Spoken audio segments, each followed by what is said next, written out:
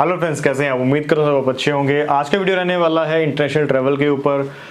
काफ़ी टाइम के बाद कुछ अच्छी न्यूज़ आना शुरू हुई है कि इंटरनेशनल ट्रैवल जो है स्टार्ट होने वाला है। किस कंट्री के लिए स्टार्ट हो रहा है, ये पर्टिकुलर एक ट्रैवल डेस्टिनेशन है जिसके लिए काफ़ी लोग जो है रिक्वेस्ट कर रहे थे कि सर कब ओपन होगा। तो दोस्तों ये है थाईलैंड का। थाईलैंड में आपको पता होगा कि जिस भी ट्रैवलर का फर्स्ट डेस्टिनेशन होता है एशिया में वो थाईलैंड होता है, क्योंकि थाईलैंड टूरिज्म के लिए बहुत ज़्यादा फेमस है। वहाँ पे लोग बहुत ज़्यादा जाते हैं और वो बजट फ्रेंडली है। दोस्तों जितना खर्चा साउथ इंडिया में घूमने का आता है उतना या उससे कम खर्चा जो है थाईलैंड में ट्रैवल करने का आता है, इसलिए ये बजट फ्रेंडली कंट्री है। लोग वहाँ पर बहुत हेल्पफुल हैं, तो इस वजह से जो फर्स्ट प्रेफरेंस जो होती है ट्रैवलर्स के वो थाईलैंड है। जिसने ट्रैवल हिस्ट्री बनानी होती है तो मलेशिया, थाईलैंड, इंडोनेशिया, सिंगापुर इस तरह से ट्रैवल करके जाता है।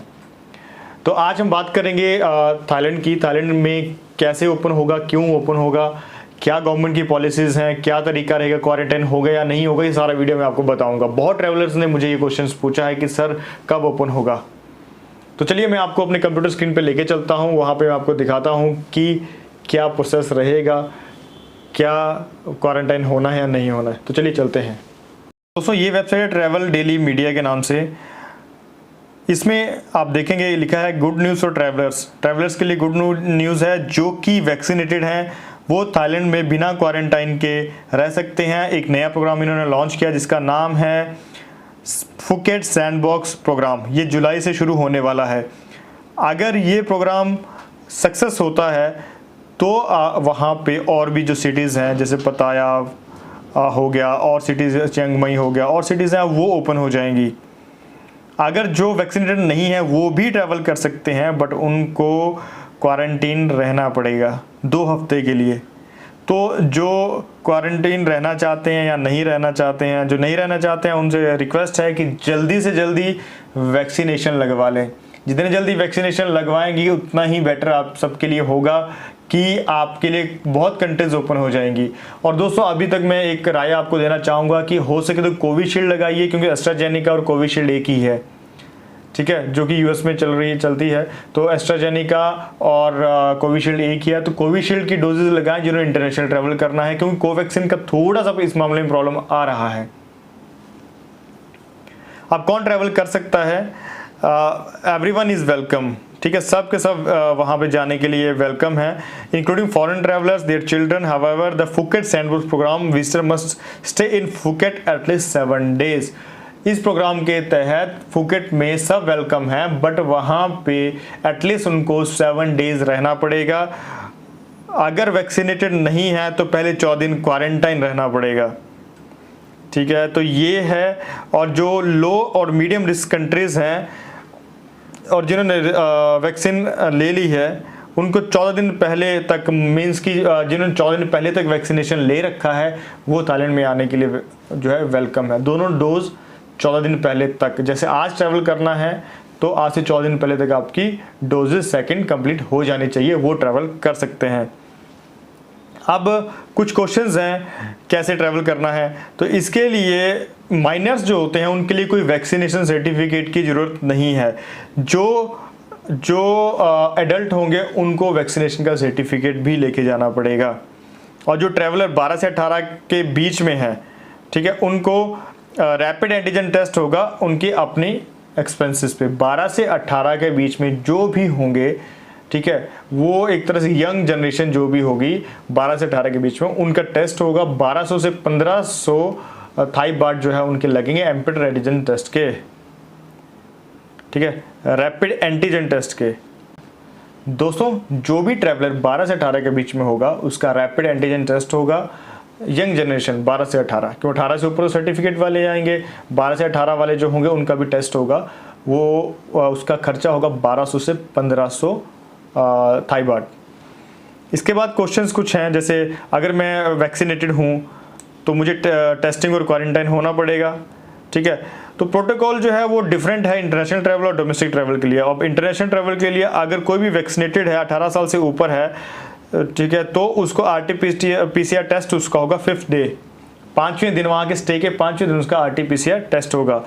जो नॉन वैक्सीनेटेड हैं, ठीक है, उनका टेस्ट होगा RT-PCR अपॉन अराइवल पे, और उनको 14 दिन के लिए क्वारंटीन भी रहना पड़ेगा। इंटरनेशनल ट्रैवल जो भी 12 से 18 हैं उनको रैपिड एंटीजन टेस्ट होगा फुकेट इंटरनेशनल एयरपोर्ट पे ऑन अराइवल पे। इसके अलावा जो 12 से नीचे हैं उनका कोई टेस्ट वगैरह नहीं होगा। वैक्सीनेटेड डोमेस्टिक ट्रैवलर ये उनके लिए होगा, इससे हमें कोई मतलब नहीं है। अब नेक्स्ट क्वेश्चन आता है कि आई पास द इमिग्रेशन व्हाट नाउ। अगर हमने इमिग्रेशन पास कर लिया तो उसके बाद क्या होगा। जो भी ट्रैवलर वहाँ पे पहुँचेंगे उनको थाईलैंड प्लस मोबाइल ऐप जो है वो डाउनलोड करना है। उसके बाद कॉन्टैक्ट ट्रेसिंग के लिए जो है वो हेल्प करे, जैसे यहाँ पे आरोग्य सेतु है उस तरह से ही ऐप है वो। तो जीपीएस और ब्लूटूथ ऑन करना है, उससे लोकेशन ट्रैक होती रहेगी जिससे कि सारा रिकॉर्ड ट्रैवलर का होगा कि वो कहाँ कहाँ गया था।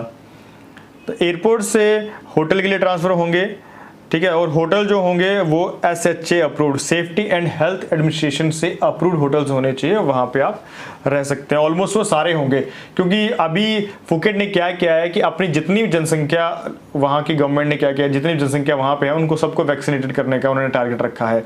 ये जुलाई तक कंप्लीट हो जाएगा, तब ये सैंडबॉक्स प्रोग्राम भी चलेगा और उसके बाद उन्होंने और सिटीज़ को टारगेट करेंगे और वहाँ पर जो है ट्रैवलर्स जा सकते हैं। इसके बाद क्वेश्चन है कि can I go on island tours. Vaccinated travellers are allowed to do activities within Phuket but they must observe standard protocol. जो भी वैक्सीनेटेड है वो बिल्कुल जा सकता है, वो वहाँ पे ट्रैवल कर सकता है, वो आइलैंड पे जाए जहाँ मर्जी जाए, बट उसको जो रूल्स फॉलो हैं, प्रोटोकॉल है वो फॉलो करने पड़ेंगे। मास्क पहनना पड़ेगा, सोशल डिस्टेंसिंग, ये सारे रूल्स फॉलो करने पड़ेंगे। 5वें दिन जो है वो RT-PCR टेस्ट उसका होगा। अगर वो पॉजिटिव हुआ तो हॉस्पिटल में ट्रांसफ़र कर दिया जाएगा, अगर नेगेटिव हुआ तो वो और कहीं भी जा सकता है। जैसे फिफी आइलैंड जो हो गया, फंगनगा बे हो गया, वहाँ पे डे टूर ले सकता है। इसके बाद क्वेश्चन है जी, क्या आप दूसरे प्रोविंस में जा सकते हैं, दूसरी सिटीज़ में जा सकते हैं। गेस्ट में एटलीस्ट 7 डे 7 दिन तक फुकेट में रहना पड़ेगा, उसके बाद आप और प्रोविंस में जा सकते हैं और उनको RT-PCR 72 आवर की वहाँ से करवा के जाना पड़ेगा। But in addition they must present, इसके साथ साथ उनको कोविड-19 की वैक्सीनेशन का सर्टिफिकेट भी जैसे आप बताया जाते हैं तो वहाँ पे शो करना पड़ेगा।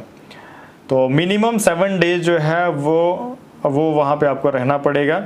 जो टूरिस्ट 7 दिन से कम रहते हैं और अपनी कंट्री वापस जाते हैं, they are not allowed to travel another province, वो दूसरे प्रोविंस में जाने के लिए बिल्कुल भी अलाउड नहीं होंगे। ठीक है, तो ये बहुत अच्छी न्यूज़ है, क्योंकि अभी गवर्नमेंट जो है वहाँ पे आप देखेंगे यहाँ पे Thailand rushing to vaccinate those in Phuket. जो भी फुकेट में है वो बिल्कुल उनको कोशिश करेंगे जल्दी से जल्दी वैक्सीनेशन जो है वो करवाया जाए, ताकि जल्दी से जल्दी टूरिज़्म ओपन किया जाए। क्योंकि थाईलैंड एक ऐसी कंट्री है जिसमें टूरिज़्म अगर ओपन नहीं है तो बहुत ज़्यादा प्रॉब्लम उनको होने वाली है, क्योंकि टूरिज़्म ही उनका इनकम का मेन सोर्स है। तो 70% ऑफ पॉपुलेशन जुलाई से पहले उन्होंने वैक्सीनेट कर देनी है और उसके बाद थाईलैंड को पूरी तरह से रीओपन करने का प्लान है। अक्टूबर में फिर वो पूरे थाईलैंड को ओपन करने की कोशिश करेंगे, जहां जो मेन सिटीज़ हैं, और जो 100% थाईलैंड ओपन होगा वो 2022 में ओपन होगा। ये उनका प्लान है।